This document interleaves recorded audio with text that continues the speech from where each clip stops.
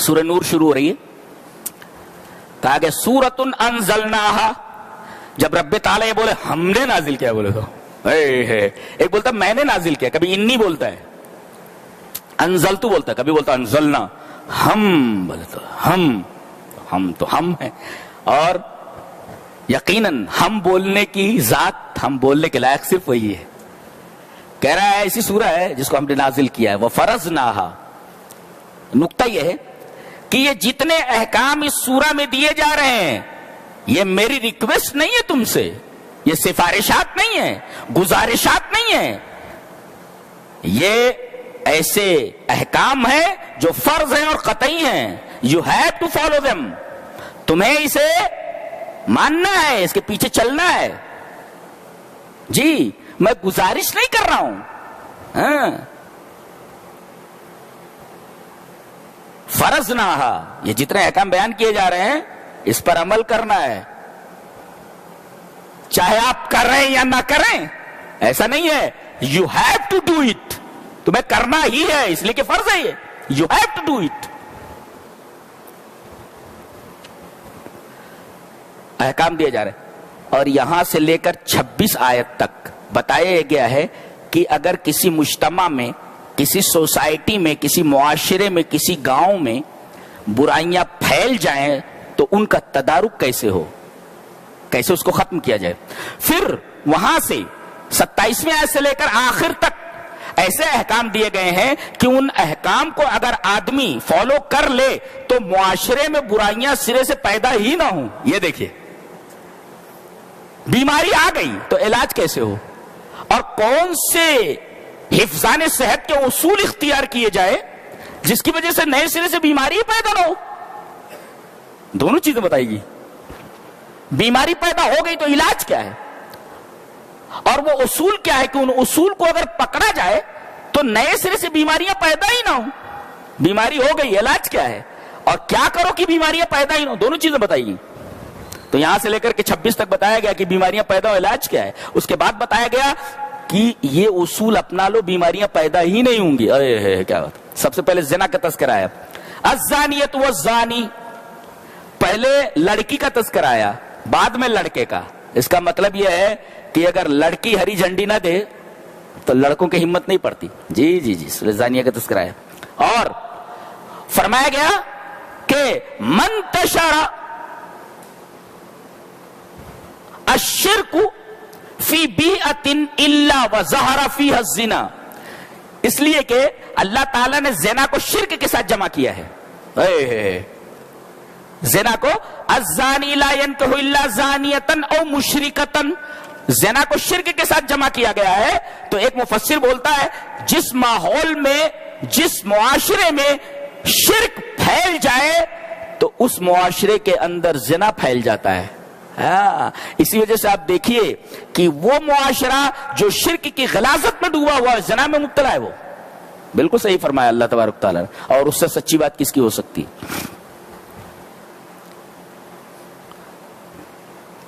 تو اگر شادی شدہ ہیں تو رجم کر دیا جائے, پتھر مار مار کر ختم کر دیا جائے. اور اگر کنوارے ہیں دونوں تو 100 کوڑے لگائے جائیں. اس کے بعد فرمایا گیا کہ الزام نہیں لگا سکتے آپ کسی لڑکی پر. جی اگر کوئی الزام لگائے تو 4 گواہ نہ لا سکے, بے اربات شہداء, 4 گواہ نہ لا سکے تو 80 کوڑے لگائے جائیں. زنا کی سزا کیا ہے, 100 کوڑے. اور الزام کی اتہام کی سزا کیا ہے, 80 کوڑے, 80 جلد.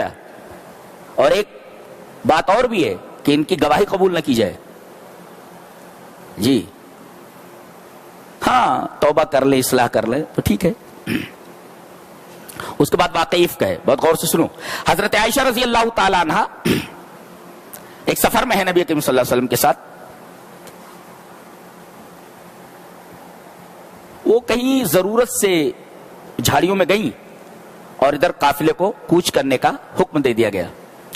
اب وہ ہلکی پھلکی تھیں, وہ کجاوا اٹھا کر کے اونٹ کے اوپر رکھ دیا گیا اور قافلہ وہاں سے روانہ ہو گیا.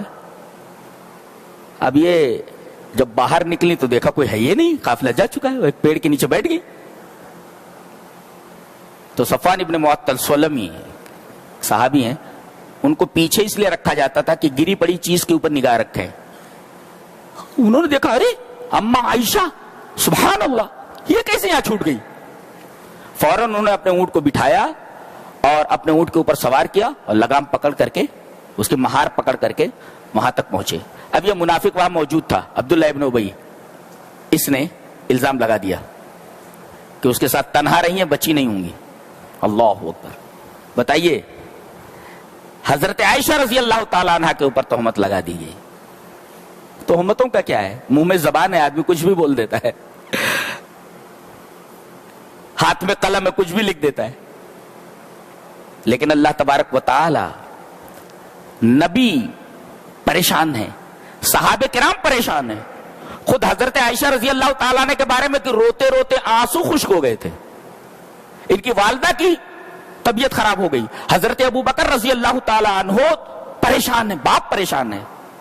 اور جانتے ہیں مستہ ابن اساسہ یہ بھی اس اتہام کے دائرے میں آ گئے تھے, اتہام لگانے والوں کے ساتھ ہو گئے تھے.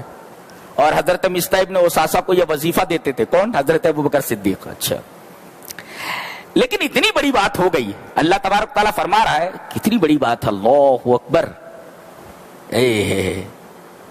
یہ بات اللہ ہی کہہ سکتا ہے.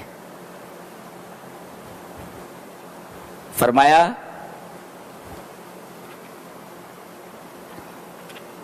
لا تحسبوه شرا لکم. ارے نبی کی بیوی کے اوپر الزام لگا دیا گیا اور کہا جا رہا ہے کہ اس کو تم برا مت سمجھو, اپنے لیے شر مت سمجھو. لا تحسبوه شرا لکم. ایک مفسر اس کے اوپر تفسیرہ کرتا ہے, سق ولا تقنط لأن سفینۃ الامل لا تحمل الیائسین ولن یرکبها الا متفائل. بہت خوبصورت تفسیرہ ہے. بولتا ہے کہ اللہ پر بھروسہ رکھو, مایوس مت ہو, سق ولا تقنط, اس لیے کہ امید کی کشتی مایوس ہونے والوں کو سوار نہیں کرتی. کشتی بول دیتی ہے مایوس ہونے والے اس کشتی میں سوار نہ ہوں, اس لیے کہ میں امید کی کشتی ہوں. وَلَن يَرْكَبْهَا إِلَّا مُتَفَائِلٌ. اس کے اندر صرف وہی آدمی بیٹھے اس کشتی پر, وہی سوار ہو جو متفائل ہو. متفائل کا مطلب ہوتا ہے پر امید ہو, امید کا دامن ہاتھ سے نہ چھوڑنے والا. اللہ اکبر. یہ امید کی کشتی ہے, اس پر وہی بیٹھے جو اللہ پر بھروسہ رکھتا ہو اور امید کا دامن ہاتھ سے نہ چھوڑتا ہو. کیوں کہا گیا کہ اسے شر نہ سمجھو؟ جانتے ہیں ایک عورت کے اوپر تہمت لگائی گئی تو اللہ تبارک و تعالی نے ایک شیرخوار بچے کو گویائی دے دی. پوری دنیا حیران ہے کہ گہوارے میں گود میں چھوٹا سا بچہ بول رہا ہے انی عبداللہ, اور میری ماں معصوم ہے, میری ماں گنہگار نہیں ہے. تو ایک عورت کے اوپر تہمت لگائی گئی تو ایک شیرخوار دودھ پیتے بچے کو اللہ نے گویائی دے دی. اور ایک دوسری عورت نبی کی بیوی صدیقہ کائنات حضرت عائشہ پر تہمت لگائی گئی تو رب تعالی نے 10 آیات نازل فرما دی قرآن میں کہ قیامت تک ان 10 آیات کو مومنین تلاوت کرتے رہے. تو یہ شر سے خیر کیسا نکلا ہے آپ دیکھ سکتے ہیں. یہ فضیلت ہے حضرت عائشہ رضی اللہ تعالیٰ عنہ کی. ایک تو برات ہوئی, 10 آیتیں برات میں اتری, یعنی حضرت عائشہ رضی اللہ تعالیٰ عنہ پر جو تہمت لگائی گئی وہ تہمت صحیح نہیں ہے, وہ غلط ہے وہ.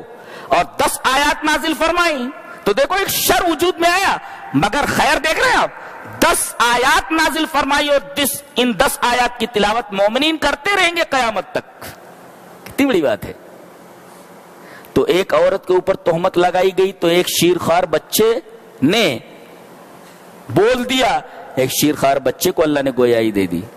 اور ایک عورت کے اوپر تہمت لگائی گئی تو 10 آیات نازل کر دی گئی. تو شر میں خیر تو نکلا ہی نا. اللہ نے فرمایا لا تحسبوه شرا لکم, اور فرمایا اللہ پر بھروسہ رکھو, مایوس ہونے کی ضرورت نہیں. دیکھو مایوس ہونے کی ضرورت نہیں.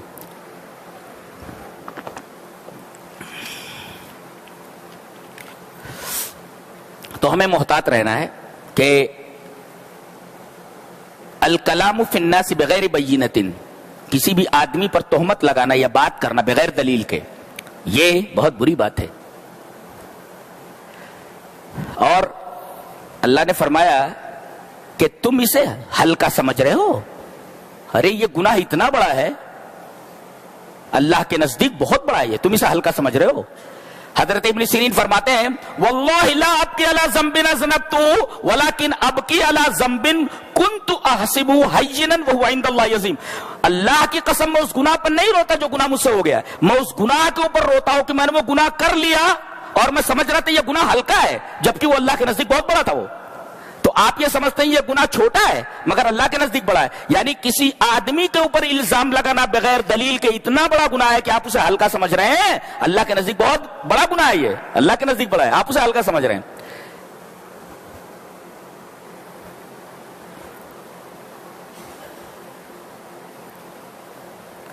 اور کچھ ہستیاں ایسی ہوتی ہیں کہ ان کے اوپر الزام اگر لگایا جائے تو حسن ظن میں کہ یہ لوگ ایسا کیسے کر سکتے ہیں فوراً کہہ دینا چاہیے ایسا نہیں ہوا ہے.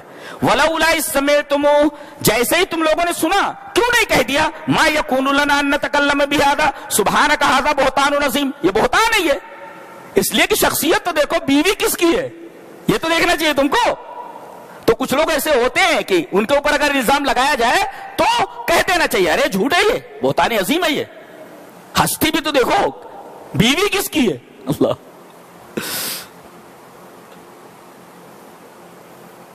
اب حضرت صدیق نے کہا مصطح ابن اساسہ کا میں وظیفہ بند کر دیتا ہوں.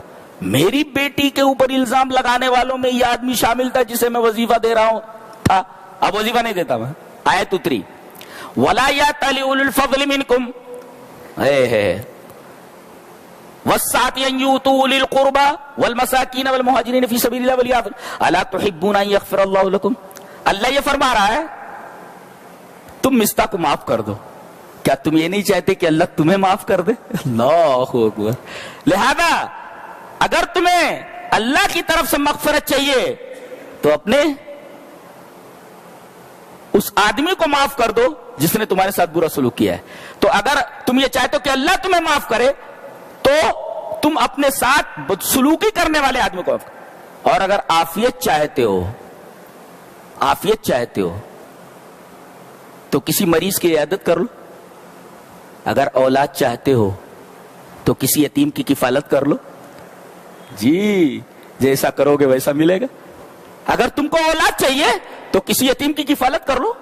اگر صحت میں عافیت چاہیے تو کسی مریض کی عیادت کر لو. تمہیں علم چاہیے تو کسی غریب عالم کی, کسی غریب طالب علم کی مدد کر دو. جی جیسا کرو گے. حل جزاء الاحسان الا الاحسان, احسان کا بدلہ احسان. کتنی پیاری پیاری باتیں کرتا ہے قرآن کی. اللہ کتنی حسین باتیں کرتا ہے. آگے بولتا ہے یوم تشہد علیہم السنتہم وایدیہم وارجلہم, اس دن گواہی دیں گی ان کے خلاف ان کی زبانیں. ایک مفسر لکھتا ہے قیامت کے دن جو عدالت لگے گی اس عدالت کا قاضی, اس عدالت کا جج اللہ ہے اور گواہ اس کی زبان ہے, اور مشہود علیہ یعنی مدعا علیہ جس کے اوپر دعویٰ دائر کیا گیا وہ انسان ہے.